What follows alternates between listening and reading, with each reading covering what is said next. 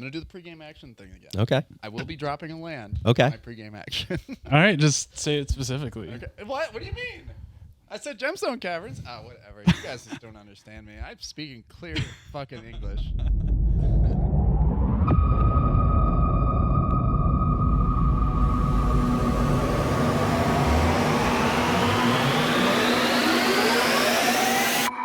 Welcome to the MoxStars podcast. I'm Evan, and I am here with my great friends, Jordan Garcia Yo, what up? and Christopher Ritter. I had a pregame action, actually. Well, Yeah? you forgot to ask about the Oh, shit, pregame. pregame? Ah, action? jeez. Well, we got to go. Let's keep going. Well, I've got a Gemstone Caverns. So you had a pregame action, too? I did, but I just chose not to. So you're going to play that without the luck counter? Correct. Okay, Colorless deck. that's Galaxy I Brain need stuff. my hand. You know what? We have a link tree. Yeah, you guys can check out the link tree below. All that stuff down there. You can find us on Twitch at twitch.tv/MoxStarsMTG. You can find us on there streaming most weekdays, doing a little arena action on there. And you can find new episodes of the MoxStars podcast every single Friday. Our YouTube account, subscribe, and hit that little bell for notifications. Ding. Today we're have a few topics of conversation. Our first is going to be that huge Phyrexia LEAK leak that happened this past week, which is just groundbreaking. Absolutely great stuff from a set that is highly anticipated. We're going to be talking about some of the decks that we've been working on lately, some stuff that we're implementing in our upgrades, what we're taking out, what we're putting in, and specifically what decks we're talking about and how maybe the leaks may help upgrade our decks. And then our main topic of the day is the financial life cycle of cards. When are we looking to buy cards? How are we approaching that? It's something that all of us do on a day-to-day basis when we're scoping through Card Kingdom and just seeing what the cost of an Oracle of Moldiah is gonna be for you at this point in time. So a lot of exciting stuff to talk about today, a lot of topics to cover. So let's get right into it. Let's do it. Let's talk about some leaks, baby. Got a nice juicy little leak this week. Yeah, it was just insane to see this actually happen and unfold, because I thought it was just going to be one drop. I saw on Reddit the initial leak. Some guy had just posted an Imgur link where it just had all these images with his thumb in every single one of them, and it was great to and the thing was, it was all rares. Mm-hmm. There wasn't any uncommons. It was all rares.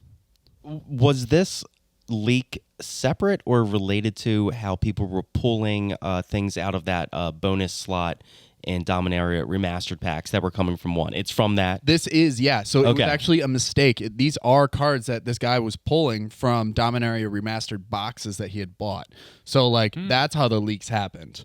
So it does suck because we've been waiting and it's been highly anticipated, as I said, for Phyrexia LEAK, and to see it happen this way, it's a little bit of obviously a mistake in production to have those cards slotted in. But So they put the cards in the Dominaria thing? yeah, By in those accident. packs. Yep. I thought it was it was a cheeky little move. No, Right. it was the retro frame slot is what that was supposed to be, right? Right. Yeah, Instead of doing that, they did Phyrexia cards. by accident, not intentionally. Correct. That's fantastically bad. Yeah, Wizards or Hasbro is just like a small time company. They Hey, we went all big. they're on- ironing it out still. Hey, they made over $1 billion last Yeah. year. Right. They went huge for year 30. Year 31, they're fucking completely checked out. Yeah, I mean, it's happened a few times in the past where cards have just squeaked in, but it's one or two cards. It's not 58 out of the 60 rares in the set. Mm-hmm. That's how kinda big of a wild. leak it was. So what kind of cards are you seeing on here that's grabbing your guys' interest? Personally, for me, I am absolutely in love with Skrelv's Hive. I saw that and I thought, that is going to be a card that I'm going to target and play with and put into my decks. I love enchantments, 1. 2, Bitter Blossom is one of the best cards ever printed. And now they're creating a second Bitter Blossom that says at the beginning of your upkeep, you're going to create a 1/1 white artifact creature token, Might, and it has Toxic 1, and then it can't block. Yeah, and I believe. did you say that it's a white card as opposed to Bitter Blossom being black? Yes. Right? Yeah, yeah. Okay, yeah, and that's great too because now you have 2 cards essentially doing a lot of the same work in Orzhov colors, which is the token color. Totally. Right. Yeah, I absolutely love the card, and I'm excited for it. And yeah, that's pretty much it. Bitter Blossom is one of those cards you're like, it doesn't read like it's that good, right? It's OP. And you just see it play, and you're like, wow. You know what's crazy is when you take a historically OP card and then add another line of text onto it. Yeah. Because you didn't read the whole card. Yeah. The other line of text is corrupted. As long as an opponent has 3 or more poison counters, creatures you control with Toxic have lifelink. Yeah, I just omitted that part entirely. Which is relevant. It is hugely relevant. Because if you're running 2 Bitter Blossom effects, you're losing 2 life every upkeep. Right. Right. So yeah, they're like, I guess the thought is it's negating it. Oh, the negative man. effect. But holy crap, like, did this need more lines of text? I mean, you can play this with like Wedding Invitation or whatever, and when it flips, it just everything becomes crazy. Like you just start gaining life out like crazy for this. Wow, yeah, actually. That's Yeah, I mean, there's lots of toxic decks that are ready to pop out. Yeah, I'm interested well. to see how this kind of affects like constructed, like standard, maybe historic. There was a question almost like right away once this was released, and people are like, out of all the rares and all the leaks that we saw today, is Toxic something that can actually be a deck in like standard right now? Like if you took these cards and you plugged them into standard right now, can this be a deck? Oh, I think absolutely. Yeah. I think there are the tools there definitely for a deck in standard. And maybe even though it's a nerfed version of Poison, I think, there's a few cards here that synergize just the right way and fill some of those slots that are missing from Poison decks in Eternal formats. Yeah, Go for the Throat has been such a common piece of removal and efficient piece of removal in standard lately that these these cards work their way around some of the most efficient removal in standard right now. Yeah, you're gonna start seeing lots of other cards come up because totally. Yep. You're Yeah, gonna like be able to play that. Cut Down's gonna be real good. Cut down's gonna be good. Yep. And so yeah, like this Toxic thing, even Skrelv, Defector Might, the Toxic one, it basically has all those like same abilities as the tokens that are created, except it has a Mother of Runes effect where you can pay 1 Phyrexian white, tap it, choose a color, another target creature you control gains Toxic 1, and hexproof from that color until the end of turn, and it can't be blocked by creatures of that color until the end of turn. So it's it's kind of crazy. Like, I think Skrelv in general is great flavor. I don't know what their purpose is in this set, but so far, super hyped for the Toxic, and we haven't even seen the Mythic cards that are going to help support this Toxic strategy, or a lot of the uncommons that are probably going to be better. Yeah, in the Mythic slot, like if you're crunching the numbers, I saw on Reddit today, there's still space for like a new, what is that Toxic Dragon called? Skithiryx. Yeah. There's still room for a new one of those, and Yeah. that would make sense definitely. The number crunching community is one of my favorite things to follow once leaks and spoilers start happening. They make sense of it for Yeah. real. Yeah. Yep, they totally boil it down and they figure out exactly like down like in alphabetical order what could possibly fill those slots. There's a whole game behind it. Well, I think I just found a green card that's gonna help the green decks in standard kind of wage their way back into viability. Thrun, Breaker of Silence, is a 3 green legendary creature troll shaman. It can't be countered. Trample is a 5/5. He also says he can't be the target of non-green spells your opponents control or abilities from non-green sources your opponents control. As long as it's your turn, he also has an indestructible. Wasn't Colossal Dreadmaw running standard when it was standard league? No, that's Or not Colossal Dreadmaw. The Hexproof. yeah, the Hexproof Trample. Oh, Carnage Tyrant. Yeah, that's the one. Yeah, so it has Trample. It has Essentially Hexproof. essentially Hexproof. There's a word salad on there that makes it good when you add it all up. Right. Essentially, yeah. Almost like Questing Beast. Like you see Questing Beast and you realize it just does more every time you read it. And I feel like this card is going to do that too. Right. Yeah, and the old Thrun was definitely a card that made its way into a lot of modern decks, pre-modern Horizons. So Right. So that's pretty interesting. That's pretty spicy right there. I think we're going to see a lot of gas out of this set, and I think we're going to see a lot of formats impacted from the gas that comes out of this set. Yeah, I'm actually really excited to see what removal gets plugged into this. We haven't really seen much removal in the rare slot so far. But I was just, I mean, in general, even at the common and uncommon slot, like what are the removal spells that are going to be in this new standard format? Right, exactly.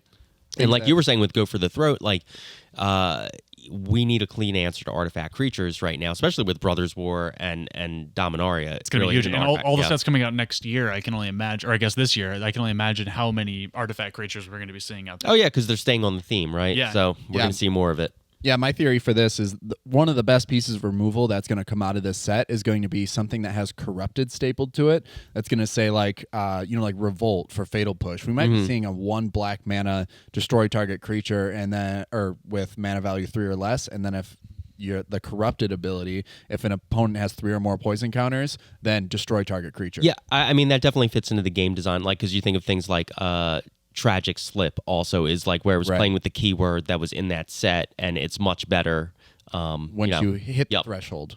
Yeah, very true. I want to point out that also both of the face commanders for the pre-cons that are coming out got spoiled at the same time, which is pretty exciting. There's the Boros guy that I think is the most interesting. He's Naali Sun's Vanguard. He's 2 red-white for a legendary human rebel. Attacking tokens you control have double strike is just spicy. And like I definitely said earlier, Boros is the color of tokens. But Boros is the color of tokens. I heard that. Let's just do a little quick rewind on that. He also says, every time 1 or more tokens you control attack a player, exile the top card of your library. During any turn you have attacked, you can play that card.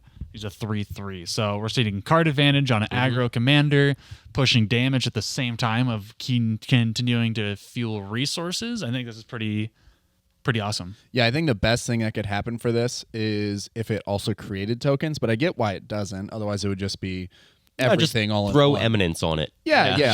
But Skrelv's Hive, again, going to be great in this freaking deck. So, card advantage stapled to commanders oftentimes leads to success.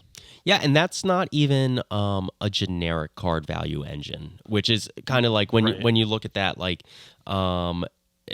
that's a sort of low effort way to do it sometimes, but I think there's enough flavor there where it's actually worth building around this guy. Those are my favorite kind of decks. The decks that make you work for it a little bit, but also pay you off maybe 10 and 15% more than had you not done that. Yeah, like for example, with the Party Time Precon, like I think we've both found that Burricos is the much more playable card versus the face commander Nalia, who was a generic value engine. True, yeah, and then Baracos does the complete opposite. He asks you to build around him, but you instantly get paid off for it. Yeah, the background really helps out with that too. Yeah, exactly right. Exactly right. Since he is he's all party types. Anything you play in your deck is going to draw you a card. I will say I do hate playing background. It's fucking awful, but there are some great commander background. There are. I just hate having to invest mana into a resource that only attaches to my commander, so I've had to cast both. I get that it's trying to get around the broken aspect of partner commanders in the past. I just hate it. I mean, I think background might work better.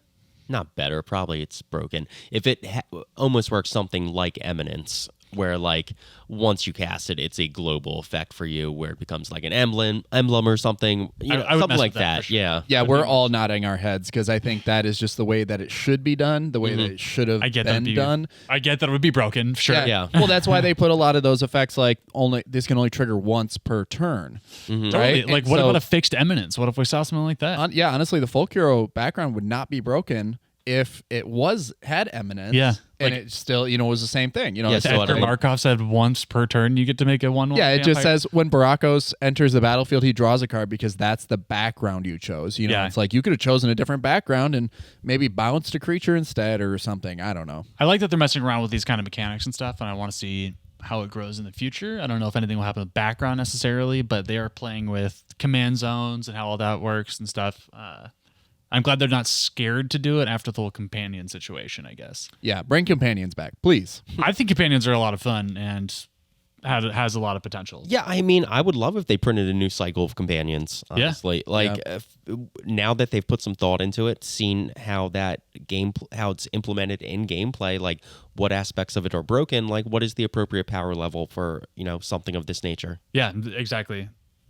I would love to see more of that. The other card I want to point out is the other face commander for the other deck, because this is our first whisperings of an Atraxa coming. It is, I have no idea how to pronounce this, Ixhel, Ixhel. Ixhel, Descendant of Atraxa. It is a 1 white, black, green legendary creature for Phyrexian Angel. Flying, Vigilance, and Toxic 2 for a 2/5. It's got Corrupted. At the beginning of your end step, each opponent who has 3 or more poison counters exiles the top card of his or her library face down.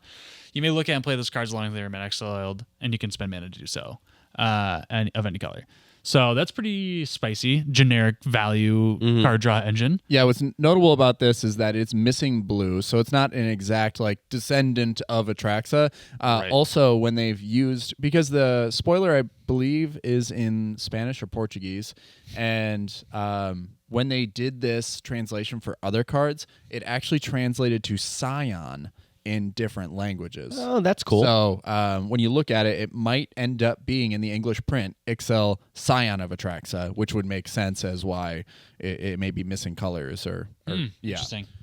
But what do you think about it? I think it's pretty interesting. I think we're seeing a ton more of this effect of the exiling, getting it like all over the place. I honestly think Flying and Vigilance is just the strongest or one of the strongest combinations of keywords you can put on a card. And then you put Toxic 2 on there and you're like, yeah, that's pretty good. You know, it's like having... What are the stats on there? Is it a chunky body? 2/5. Okay. Flying Vigilance. I mean, that Vigilance comes into play right there. Like, Yep. you can block probably one of their biggest attackers, right? Yeah, Yeah. so essentially 2 hits from it and you are triggering Corrupted, right? Because you have to have 3. Is that always the Right, case? and so this requires a little bit of a build around for sure. Like you have to hit that threshold in order to like start doing the things this deck wants to do. Right. So yeah, I think the card's great, and it does require that, like we were talking about, even with the other deck, you have to put pieces in order to make it work. It's not just going to work on its own. Yeah, this is like the intended Toxic Commander. Correct. Yeah. Exactly. So- And that again, that Screvs, whatever the heck, the Bitter Yeah. Blossom in white is going to be perfect in that. And I think that this is another thing where it's like you could actually plug this into the 99 of Atraxa and have a more casual infect variant. I feel like it would be very helpful for that infect. And speaking of Atraxa, moving on to our Brewers Corner, I have been working on an Atraxa build lately. You have? And We played against it last week. Yeah, and I'm super excited for the new Atraxa to come out, see what differences there are. But there is a card from the leak that I'm specifically interested in. It's called Izuri, Stalker of Spheres. And it says, when it enters the battlefield, you can pay 3, and if you do, proliferate twice. And then, proliferate twice, and then whenever you proliferate, draw a card. So it's a great ability, especially in this deck that at the beginning of your end step, it just says draw a card. And so Interesting that's on a ETB for that. Right. And so I think with the Atraxa deck that I played last week, I saw some, faults, like some defects in the armor a little bit. I did not have enough protection for Atraxa. We the whole table wanted to remove her Yeah. as soon as she dropped. I got dogpiled like a motherfucker. Yeah, it So- didn't help that Chris and I were also playing 2 new decks that are both control decks at the same time. I guess the thing is when I first started teaching Jordan and then Rusty how to play Magic, the thing is that I had an Atraxa deck that was just like the top of the table. It was really hard to beat. It was just a deck that could, come out, like dig itself out of any hole and find a way to win. And so like rebuilding this, I didn't want to rebuild that deck. Like I know times have changed a lot, but I wanted to do something a little bit more fun. And so this build is actually fractal based. So Fractalaxa, I don't know, like Attractals. I like Attractals. I think that's Yeah. But I only got to pull it off, and so I have a little, I got like 2 fractals last week, but I really wanted to build around Kasmina from Strixhaven because she gives all planeswalkers her abilities, and one of her abilities is -X, create a 0/0 fractal creature token with X +1/+1 counters on it. So it's a very +1/+1 counter based deck. But I wanted it to be fractals and overrun and like punch face. just so happens that Planeswalkers also work great with Atraxa. Yeah, exactly. That's like the side benefit to the whole thing. So I'm currently looking at just like plugging in more protections and plugging in so I can keep my value engine on the battlefield and maybe not have it gilded draked. No chance. Yeah, or have it sniped off the field. I didn't even get to make contact with Atraxa once. Are you familiar with a little card called Swiftfoot Boots? Yes, I am. Yes, I am. Shout out to Kyle. Yeah, I actually did not put it in there because I was just like, I want to give people a chance, right? And I don't think people will take that chance. You don't want to give them that chance. I think. mean, look what Kyle does. He knows every single deck he brings to the table. He knows he plays a commander that needs to be killed. Yeah. So it's his pet card gets in every single deck he plays because of it. It's like I need to put Enlightened Tutor just so I can search out the Lightning Greaves. Like, so the deck needs a little refinement because fractals aren't. Well, surprise, surprise, fractals aren't the most efficient form of +1/+1 counter generation or building value. So it's funny that there's a lot of cards that stimulate the fractal strategy, like Oversimplify gives everyone a massive fractal creature, and it just consolidates all their creatures, which is great. But yeah, the deck is a work in progress. I really want to keep moving forward with that idea. And if there's enough interest, leave a comment down below on the YouTube video. And if you want to know more about the deck list, that'd be Maybe we do more a than little, happy to share it. Yeah, little deck video on it, little deck tech. yeah, exactly. But yeah, what are you guys working on? Chris, Yeah, sure. I'm going to talk about the deck that I brought last week because I got some reps with it rather than the deck I'm bringing tonight because I have two new decks. ooh, So last week's new deck was the Reality Chip, Mono Blue Control. Not really the type of player I am. I typically do not spend blue mana even in conjunction with other colors. And I just wanted to see what it was like. And as it turns out, it's a very satisfying feeling to sit there at the table and not have to do anything because everyone is worried that you're holding up interaction. it's pretty great, right? Yeah, you have a full hand, lots of untapped mana, and just people are afraid to play their spells. There were too many times when we went around the table and no one played anything, and I just looked at you and I said, "I'm gonna walk right into your counter spells. I do not give a fuck." Oh yeah, I feel like we just took 2 turns off. Yeah, when we which thought is you had which is the wrong way to do it. You're just giving the control player more time to accumulate more interaction Exactly, in their hands. exactly like, right. You have to draw out that interaction with low value pieces earlier in the game. You know, you have to get your opponents to goad it out themselves out of the control player's hand and give you a chance to do something. Like it requires more politicking and more just like burning resources, I think. Yeah. And so it was fun being on the other end of that, and because I've in my almost 30 years playing Magic, I have never really been a blue player, and I've never experienced that. So it was kind of fun. Nice, that's awesome. Yeah. That's like right up my wheelhouse. That's my favorite thing to do. So Interact. and I love to be interactive. 100%. Yeah, I mean, I love to interact in different ways, but not like because counter spells, and that's primarily the way that blue does it. Besides bounce effects, and even bounce effects are all timing related interaction. huge decision points. How did you find your success with like being the control player at a 4-player pod? Because it's drastically different, obviously, than like a 1v1. I mean, it's just threat assessment. It's like, which of these things do I really need to counter because what actually affects me? You know? Exactly. Right. Yeah. What is going to accumulate value, and like, is this the right time to stick my finger in? Yeah. Like, because there's lots of things that can happen, and what do you actually need to worry about? Like, Right. Like you don't want to burn a Force Will, but other blue player playing a Ristic Study on turn 3 is pretty terrifying because that it'll just run away. Mm-hmm. And I think during one of those games, I let the Ristic Study sit for a few turns, and either I let someone else take care of it, or I just waited a while before it got too much value. That's the thing about our pod is people have interaction, so it is like you have to pick and choose when you let other people interact or when you need to finally like step in. Yeah, I forget. There might have been like a politics deal where I was like, hey, I'm probably holding interaction for something else you're worried about. If Kyle, you can remove this for me right now. Yeah, Right. I was the one with the Ristic Study, and Kyle killed it. Yeah. I got 3 cards off of it, and then it died. There we go. Were there any things from your deck, like any improvements, like you see that you wanted to make? Like I know that when you played the Reality Chip, you had a hard time getting it to stick to a creature. Yeah, I mean, I'm playing 16 creatures in that deck, which is a lot for a blue deck, and I just didn't pull any creatures. I think I lost the first game, and the second game I won without the Reality Chip because he got removed a couple times, and at that point it was like 7 to recast and wasn't worth it. And I instead spent that 7 mana on Leveler followed by Thassa's Oracle. That was super funny. We were just so gassed out by that point. You're like, I'm just going to do this. Yeah, I had counter target non-creature spell, and that was the only interaction I had. And you were just like found a way to slip right under that. So it was. But I mean, that's what blue does. Like it waits its turn to win at instant speed, kind of.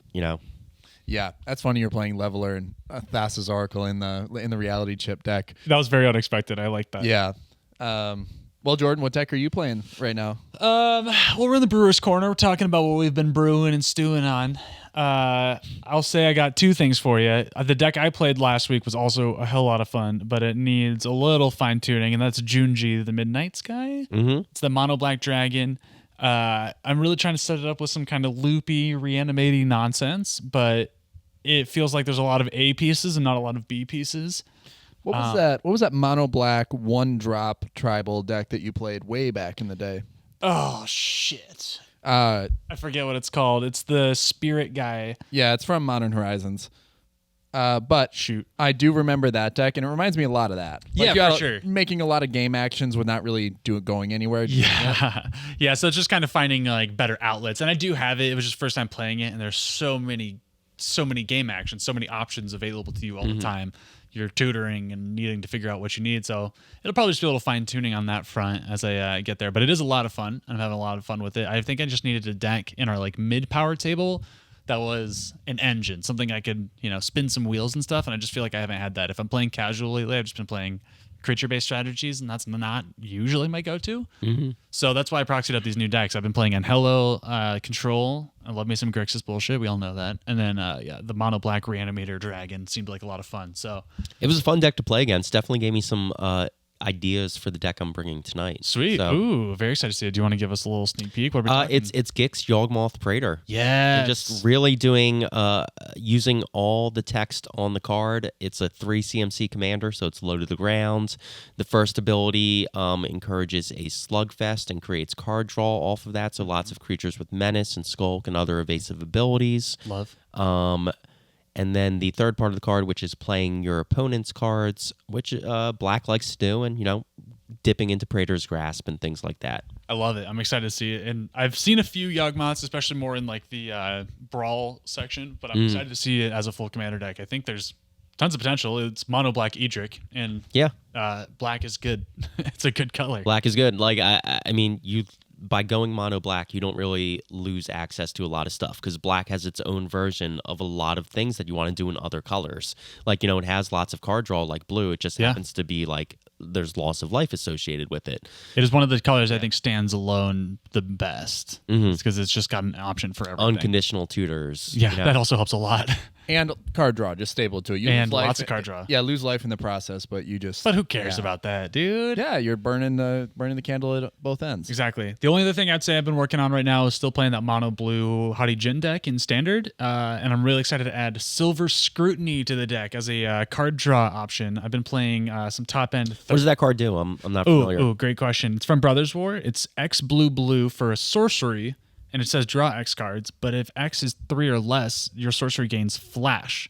So essentially, your max at instant speed is you can do a 5 mana draw 3 at instant speed. Oh, okay. Which is pretty good. nice. Yeah. Or it just kind of scales with you throughout the game. Usually my games run long because I'm a control player. So being able to just draw 6 when I need to is going to be fantastic.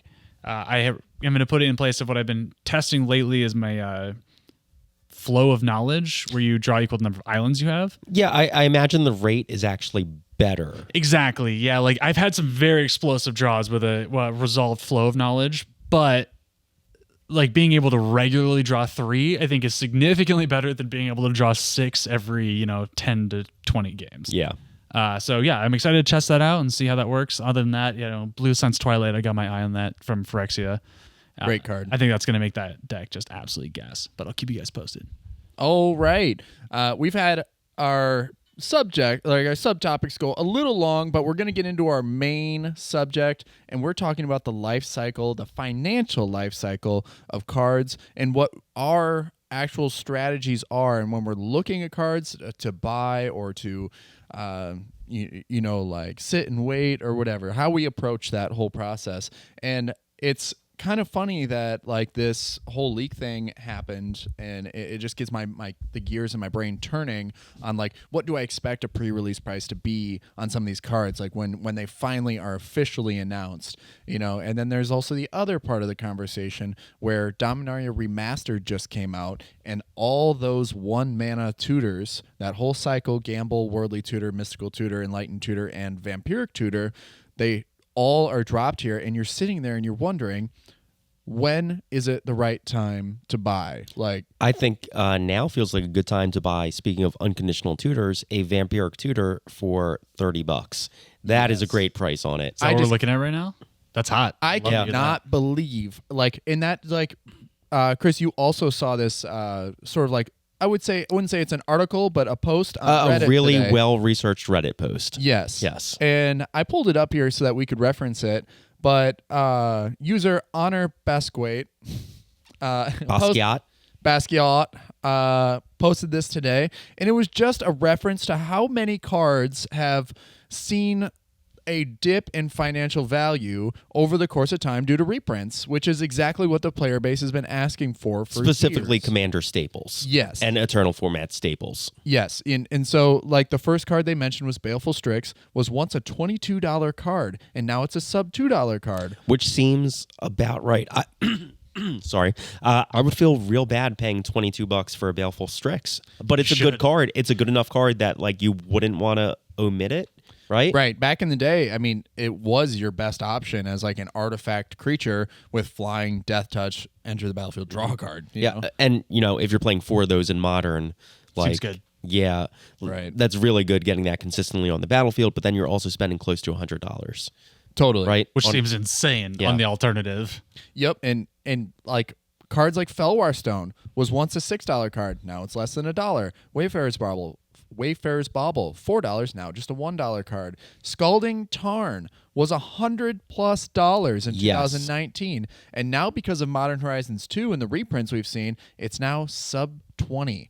Yeah, I mean, on the personal tip, like, and it's like I own a playset of Khan's Polluted Deltas because they were a $15 fetch land when I got them, and even though I'm mostly an Orzhov player, I couldn't get the Marsh Flats because they were $50 at the time, and now that role's reversed. Yeah, we just had the greatest gift dropped off at the deli this last week, and our beer rep dropped off his old collection, unfiltered. Ooh. Yeah. And so we just started rolling through it, and we see a bunch of old borders, and like from like Visions, Onslaught, and stuff like that, and Jordan's rifling through, and he finds 2 Onslaught Bloodstained Myers. Ooh, nice. Which $50. And the thing is, it has been a select printing of fetch lands. Like Modern Horizons 2 didn't see the whole cycle reprinted, and so there are cards like Bloodstained Mire and Wooded Foothills that are still climbing. Flooded Strand is still up there, I think. Yeah, and still climbing. So we're just waiting. Maybe the next Modern Horizons we see another reprint.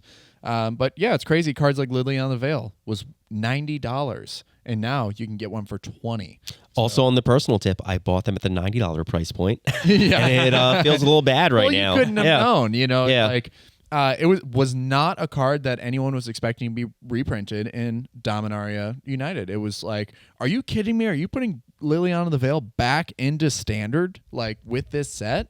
It just seemed crazy. And then you see it play, and it's actually not overpowered, which is very confusing to me because I've seen the card played 100 times. Well, as someone who's lived through Liliana Standard, like it was a very good card, but there's a little myth that built up about it. Like, the people that lived through Eldrazi Winter are just like, just grizzled. You don't know you weren't there. Like, whatever the opposite of rose-colored glasses were. Right. Yeah. And I mean, 3-mana Planeswalkers have always had a bad reputation. Yeah, really, really good though. Mm-hmm. Yeah, always really good.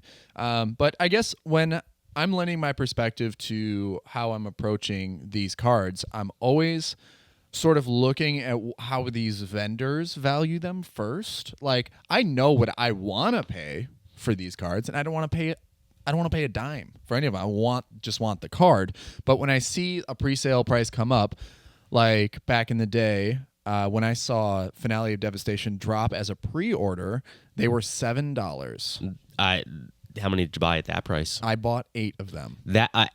Ooh, that feels Yeah. good. It felt really good. I still Yeah. have them. And so You have all 8? No, I traded some of them in so I Okay. could get pre-release foils. Yeah. So like there was a point where they were $50 a piece, and I sold 2 of them back, and the conversion rate was 2 non-foils for a foil, and I was like, cool. Yeah, I think with 1 or 2 reprintings, they're still like 35 right now, right? There's no reprints of it yet. Yeah. Oh, there's no reprints? No reprints yet. Actually, Oh, no. what? I'm thinking. I know what I'm thinking. Yeah, the finale set. I don't know when the right time for a reprint for that would be. You know, it's I feel like, like we've had other reprints of the other ones, the bad ones. Yeah. They put them in commander decks and shit like that. Yeah, Has they- Torment of Hailfire been reprinted? Isn't that technically part of that cycle, right? It was from the same set, but it wasn't part of the cycle. Does Black have a card in that cycle? Yeah, they had a finale. Oh, did they? I always Finale assumed. of Despair. Oh, really? I always assumed that something like Torment of Hailfire was the black shaded version of that. No, they did a whole cycle of Okay. finale. Oh, it's Yeah. funny to be Yeah. like similar set and Yeah. very similar vibe. You know, and then it was that same set they dropped God Eternal Ronus, and it was a $4 pre-order, and so I literally tried to buy 32 of those because I was like, that is a card, like the overrun effect, but it didn't give trample, so maybe not the best investment. It was decent, like I sold them at $7 or $8, so whatever. But like that is what I'm looking for. I'm looking for the initial drop of the initial release of a pre-order price. And now the market has gotten so inflated that we've seen set after set release, and when they release, they don't hold value. So Yeah. pre-ordering is just not a good idea anymore. It used to be like there would be this wave, and if you could get in early enough where pre-orders went up, they had not gotten spiked based off of hype yet, the prices. Or the algorithm or whatever. Right. So if you got there early enough, you'd be able to lock in pre-orders at a low rate and then watch everything climb over the next 2 weeks until release, and then everything would slowly trickle back down over the next few months and stuff like that. So usually the best time would to buy after the set came out, by like a good month or two, let everybody sell the shit back to the stores, or right up front, like if you could get in first thing. But I feel like that's not even the case anymore. I don't think that's on the table. Like once you go to look at pre-order prices, the second it's up, it is like they're just guessing, and they're setting a higher inflated rate because for they sure. know people are going to do it. Yeah, there's no way, I think, as even like an experienced Magic player or someone that like looks in the market, to look at a set that's not going to hold value and know what the Meat Hook Massacre is or what the Shoalrit is. Even if you know that Shoalrit's going to be good, like how do you know that's going to stick at that?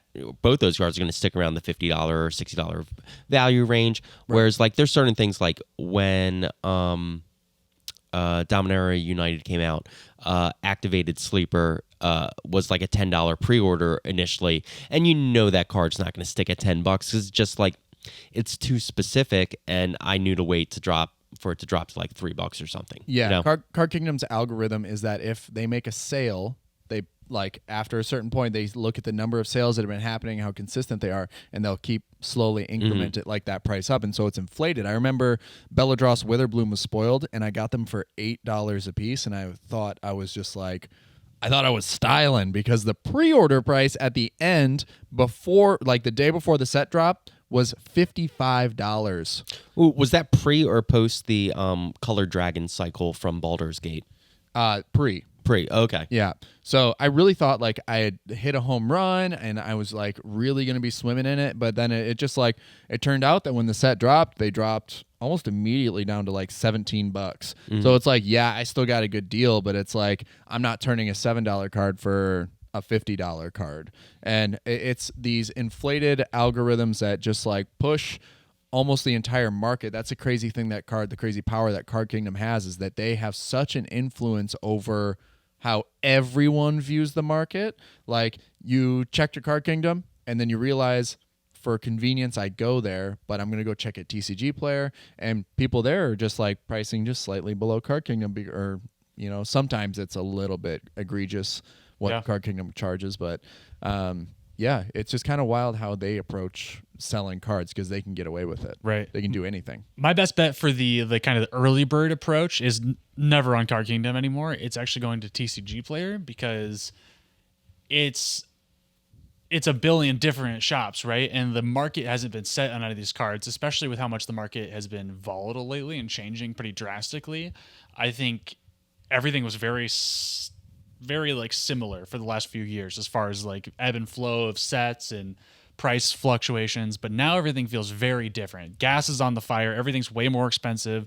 Things aren't dropping like they used to, and that should be necessarily. So I go into TCG Player, and you end up just finding somebody like underpricing something before the market really dives into it, and so you can actually pick up some of those early pre-releases there, I found, but that is still kind of becoming a fewer and further between thing. Yeah, I think the old way of approaching it is no longer going to work. Like, the home runs we hit in the past are a thing of the past, and it's like they're cool stories to tell, but like the approach has to change. Yeah, I mean, for me, almost, it's like I think I've taken the approach that I'm not doing a lot of pre-orders, that I am going to let things settle out, and I'm going to end up spending the same money, still, not getting a great price on the chase card that I wanted, that's still hovering at that inflated price, but man, am I going to save a lot of money on those other cards that were overinflated. Right, like when New Capenna dropped and Ledger Shredders came out, like this was one that I absolutely hit a home run on. I got borderless foils for $4, and I had no idea what to expect from it, but I knew the card was worth more than $4. So yeah, I wish I'd bought more than 2, but it's one of those things where it's just like I just got lucky. Yep. Like I did not want to pay the pre-order price for a Shieldred, which was pre-selling for $40. And Exactly. I was sitting there, I was like, I'm not paying $40 for a fucking Shieldred. I mean, would have saved you $20 at this point. Yeah, it and would've saved me a probably lot of in money. perpetuity. I mean, It would have, like, paying that $40, I would have been able to, like, trade up or trade out and then flip it for something that of higher value, something that is maybe a little bit more eternal. Because for a long time, the strategy was you would buy cards and then ride the wave and then hop off the wave before it rotated out of standard because you knew that it was going to fall off a cliff. But standard doesn't exist anymore. And then anything below that, Pioneer, Modern, whatever, is somewhat of an eternal format. Like they draw a line where things get cut off. But those cards, if they find success in those other formats, are going to just stay high forever. Yeah, that's what I was going to say is it's so hard to just let the sit and lie method work because like with the shoulder, that would definitely have been my thing. I was like, there's no way I'm spending $50 at pre-release. It's ridiculous. I'll pick it up in a month. But then all of a sudden, just like Ledger Shredder, shoulder gets picked up into standard and any kind of constructed competitive format. And now all of a sudden it's $70. Ledger Shredders are $20, $30. Like, it's hard to know when it's just a chase card that's like getting overhyped and therefore like the price is inflated, or is this actually the next bomb for the next 2 years? I don't know. I think there's so much luck to it, and even if you think you know the market, you don't know the market because there's so many different people with different approaches to the market that like I don't think there's a wise way for the average person who's not operating on like who's not a retailer like doing this at high volume to do this in a smart way, because there's just too much product to keep up with, and there is too much product that you need to make the right choices about for you to come up on the correct end financially. Speculating, Like at this point, we just know the one thing we do know about the market is that Commander currently drives a majority of the market, and that's the one thing that I've noticed with like these waves is that I guess for one card, for example, go look at Joda the Unifier. At launch, the thing was $50 for the textured foil. And I know some people who paid that price, right? Because they want it because, wow, that card's crazy strong, right? It's $6 now. Yeah. It's like the thing we're seeing is like these new sets aren't holding value as well as older sets. We're seeing that short-term attention span just sort of like take effect. You see that hot new spicy card like ride the wave up and tick, tick, tick, tick, tick. And then it's just like a roller coaster. It just bombs down out of popularity. Here's the thing. Like if it's the Wizards product release cycle, if maybe there wasn't another set hot on the heels of Joda coming out, like there would be more time for him to build an audience, and he wouldn't be a $50 card, right? Right. Maybe a $20 card right now. You know? Yep, exactly. Like give people a little bit of time, maybe to work with the card a little bit, and like I don't feel too bad about Phyrexian Fleshgorger out of Brothers War. I think like that card itself, like buying that, I think it has a longevity in multiple formats that I won't necessarily be cutting. I'll still cut a loss because there eventually will print a card that just usurps it, but it's very erratic at the moment. It's hard to like really place your bets. It almost feels like you're at a casino. Yeah. You're gambling. You Yeah. are very much gambling. Yeah, that's So- what I say when I buy packs. I'm mean, gambling. I used to tell people that. Yeah. I was like, why would you buy packs? You're gambling. I just go out and buy the singles you want, right? And it's turning out that you might have better It's gotten luck so ripping expensive. packs open. Yeah, singles have Yeah. gotten so expensive that just pulling one out of the 5 packs you bought sometimes just justifies it. Yes, yeah. So imagine going out and buying a Dominaria pack and you pull a Shieldred right now. Like right now, it's just like, wow, Yep. you just turned it like, oh God, what would you pull that? Galaxy Foil, Sacred Foundry. Sacred Foundry. Yeah. Yeah. That's hot. It's just like the luck of the draw sometimes results in a financial, what do you call that? Windfall. Yeah. I mean, it's neither of these are wise methods of human beings spending their money. I think is what it comes down to. And it's like, how do you want to mitigate your loss? Like, what are you I think for me, it's like, what are you more comfortable accepting? Like, do you like the thrill of the gamble and hopefully pulling something good? Or are you going to try to like hedge the market? But I just don't think that there's a way for the average person to hedge the market right now. Yeah, no, it doesn't seem that way. There's little hope that there is someone out there who is like can give proper instruction on how to approach this thing.